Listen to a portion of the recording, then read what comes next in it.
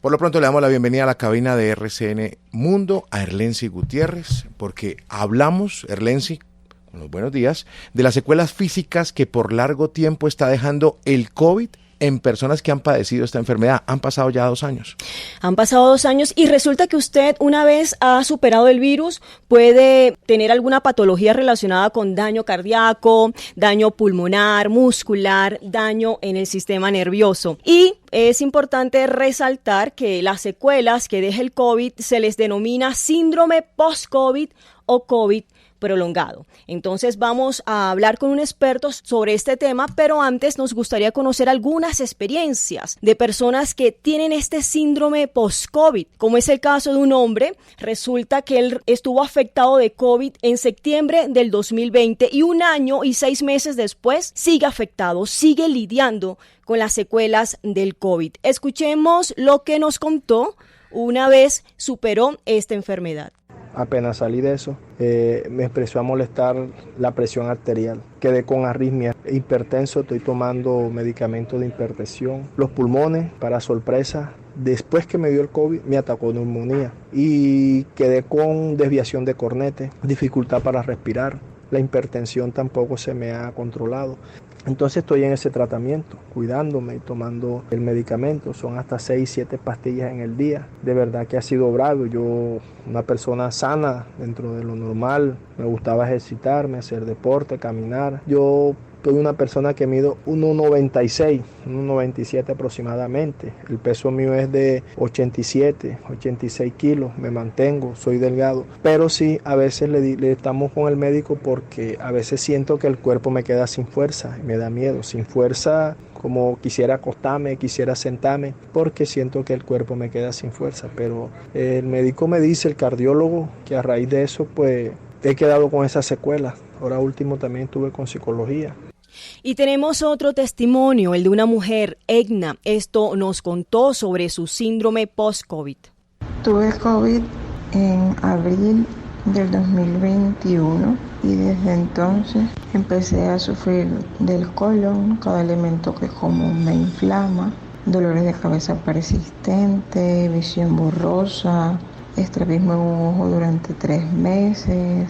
El cabello se me cayó horrible, las uñas no volvieron a crecer de la misma manera, sino hasta después de 7 meses. El resultado de todo esto, los médicos dicen que debo ir donde cada especialista debido a cada secuela que presente y que es normal porque este virus es nuevo y no saben cómo actuar. Así que para conocer un poco más sobre este síndrome post-COVID o COVID prolongado, estamos en comunicación a esta hora en RCN Mundo con Elkin Sánchez. Él es el decano de la Facultad de Ciencias de la Salud de la Universidad de La Salle. Bienvenido a RCN Mundo. Decano, buenos días. Buenos días, Erlency, qué gusto. Un saludo especial para Carla, a Jesús y a toda la mesa de trabajo. Bueno, decano, hemos conocido algunas experiencias de personas que han quedado con algunas patologías luego de haber superado el COVID. Me pregunto qué otras secuelas o síntomas a largo plazo está dejando el COVID a algunas personas que ya han superado esta enfermedad. Por supuesto, Erlency, pues aún hay que aclarar a los oyentes y a la mesa de trabajo que aún estamos conociendo no solamente el virus per se y sus efectos mórbidos, sino también las secuelas. Estamos cada día encontrando nuevas sorpresas, por decirlo de alguna manera.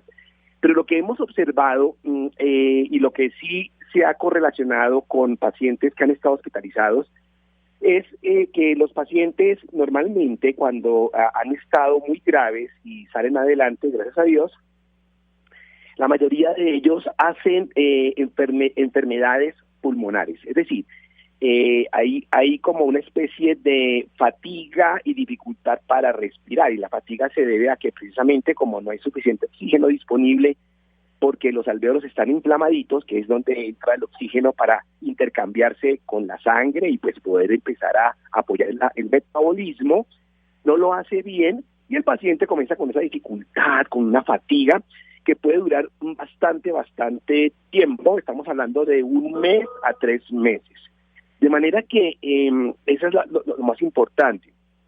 Conocemos los mecanismos por los cuales son los pulmones los más afectados, pero recordemos que cuando un paciente tiene COVID, se afectan otros órganos, ¿no? Que es lo que llamamos nosotros la falla multisistémica, y dependiendo de qué órgano estuvo más afectado porque estuvo sometido a falta de oxígeno o porque se inflamó por la reacción que produce este virus, hay secuelas específicas que van desde desde el intestino, cerebro, corazón, hígado y riñones, inclusive el globo ocular.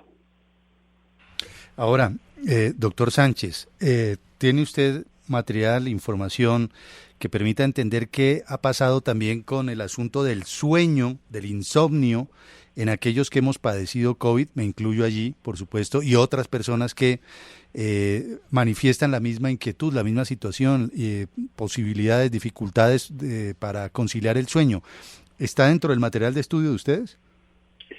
Sí, Jesús, porque lo que se ha observado es que dependiendo del área de la corteza cerebral que haya sufrido, así sea una microhipoxia, se compromete entonces la función para la cual está destinada esta área. Por ejemplo, hemos tenido problemas de insomnio, personas que ya no duermen como antes, no tienen la misma, la misma tranquilidad, el sueño sostenido, el sueño reparador. Felizmente notamos que se revierte, pero dependiendo de cada paciente puede tardar un poco más o un poco menos. Y en esa misma línea, Jesús, hay pacientes, por ejemplo, que cambian de personalidad un poco, se ponen más irascibles, ya no es el mismo de antes, antes era una persona muy pacífica y ahora en el ambiente laboral notan un cambio que es más agresivo, más directo, ¿no? Qué interesante esto que estamos viendo.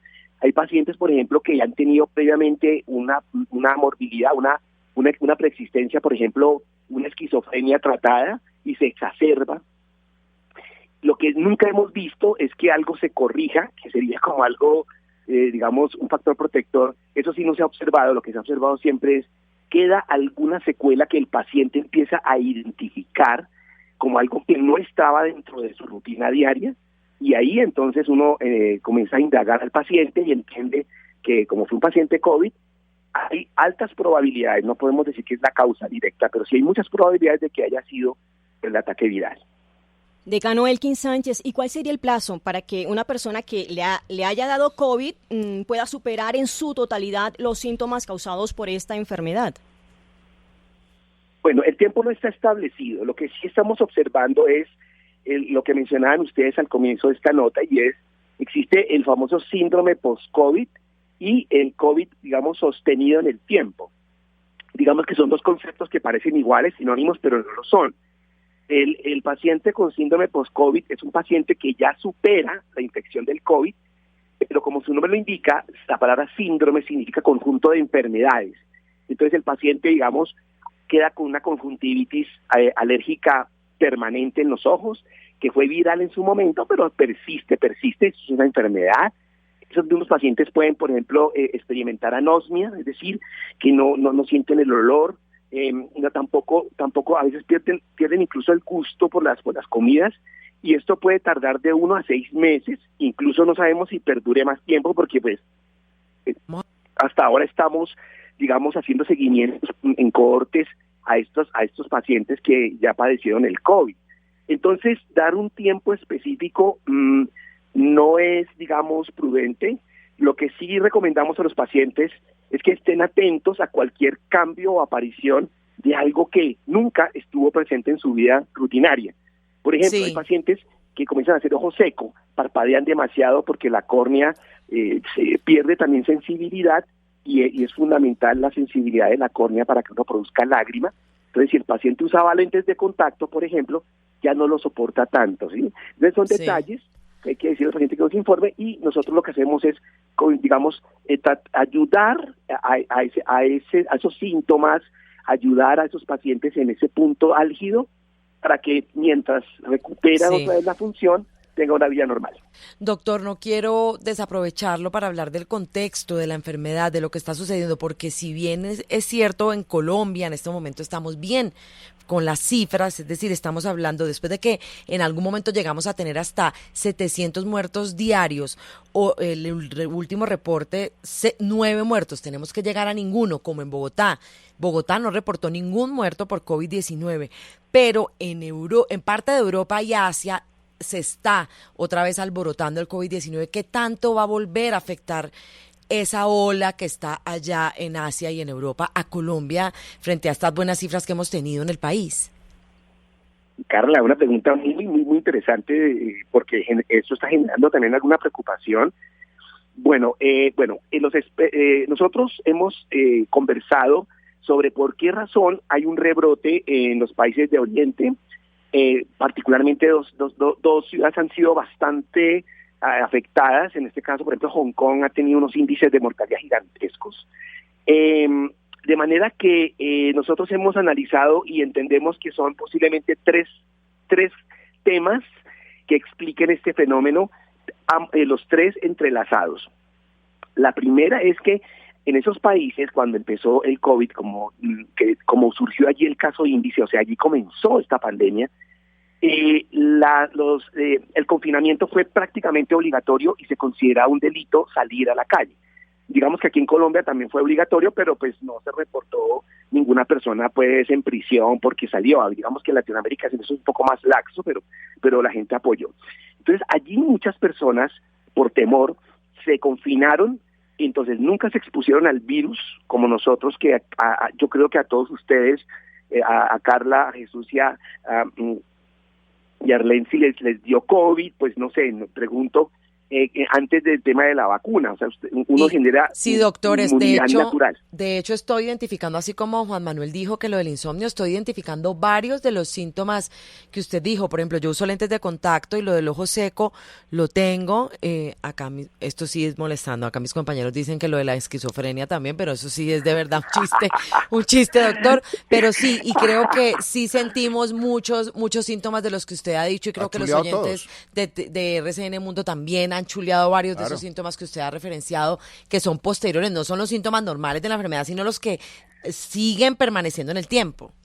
Eso. Entonces, muy rápidamente les termino lo de China, por allá lo de los países orientales, muy rápido. Entonces, hubo gente que no se expuso al COVID, hubo personas que en el confinamiento no accedieron a las vacunas, todavía hay personas sin vacunación en esos países, son países muy grandes, y sé que hay susceptibles. Y tercero, a veces las medidas sanitarias que adopta un Estado pueden producir un fenómeno en salud peor que el que estaban conteniendo. Me recuerda mucho, por ejemplo, una epidemia que hubo de enfermedad del sueño, de la mosca tsetse al ganado en la India. Entonces se fumigó mucho la mosquita, la controlaron, hubo un exceso de ganado y por pastoreo dañaron la tierra fértil y hubo una hambruna secundaria a esa medida sanitaria. ¿Sí me explico? El sanitarismo a veces también puede llegar a ser peor que el fenómeno en salud pública, y el confinamiento estricto que hicieron esos países hizo que muchas personas quedaran susceptibles y ahora hay un rebrote. Y bueno, ¿qué probabilidad hay de que Colombia, digamos, vuelva a sentir esa ola de este, digamos, rebrote? Pues la probabilidad es muy bajita. Uno en salud jamás puede decir sí o no. Ustedes me entenderán, queridos y queridas compañeros de mesa de trabajo, porque uno siempre habla de probabilidad. Entonces, la probabilidad de que esto llegue aquí al país recrudecido como lo vivimos hace un par de años es muy bajita, pero existe la probabilidad. Doctor Elkin Sánchez, decano de la Facultad de Ciencias de la Salud de la Universidad de La Salle, mil gracias por su orientación en RCN Mundo, muy amable. No, a ustedes por la invitación, excelente, y a Renzi, Carla, Jesús, un abrazo enorme y bueno, una buena Semana Santa.